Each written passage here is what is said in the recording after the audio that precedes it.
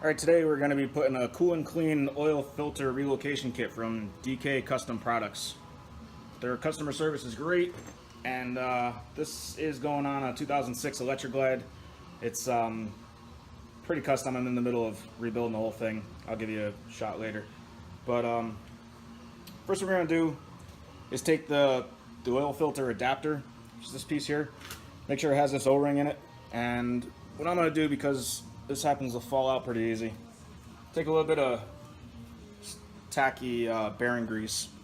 I'm just going to put a little bit in there just to keep it from walking around on you.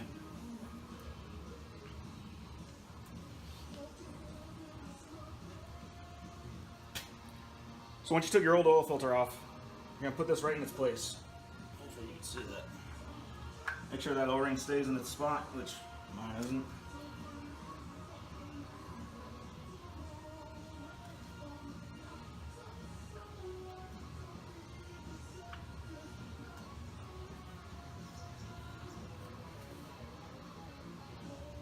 You're going to tighten this down as much as you would a regular oil filter. Okay, the next piece that's going to go on is the part that holds the actual relocated filter. This piece goes together with 4 hex screws, and you have these different size spacers depending on where on the frame you're going to put it, different bikes, whatnot. So after doing a couple test fits, I realized that the medium ones are going to fit the best. Inside this adapter are little pins that fall out, and these spacers are only held on by those pins. So once again, I take a little bit of grease, smear that on there, and it'll save you a lot of frustration and retrieving your tools that you threw across the shop. So you just drop these in, make sure the little detent lines up with the pin.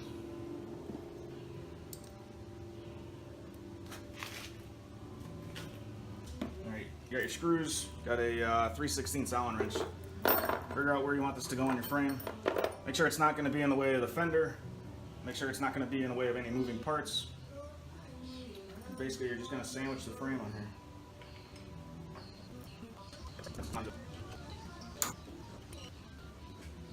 Once you do the final assembly, you're going to want to put some thread lock around these too. Last thing you want is your oil filter bouncing down the road.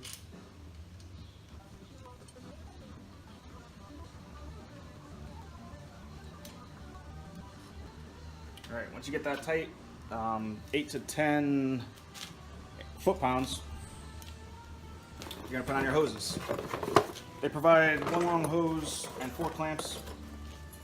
You could cut the hose right in half, depending on where it's going to be, but generally the lengths are going to be about the same. Take your clamps, put those on.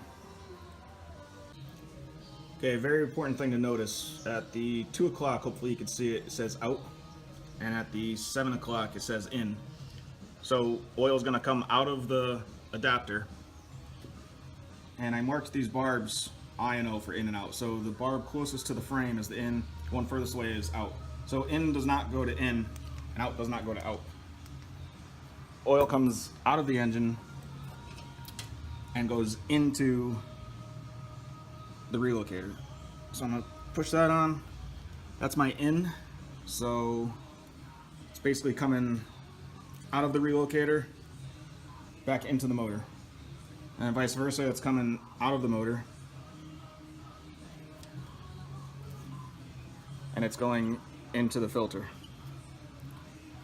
Once you have that done, you have your lines routed, go ahead and tighten up the clamps and you're almost done.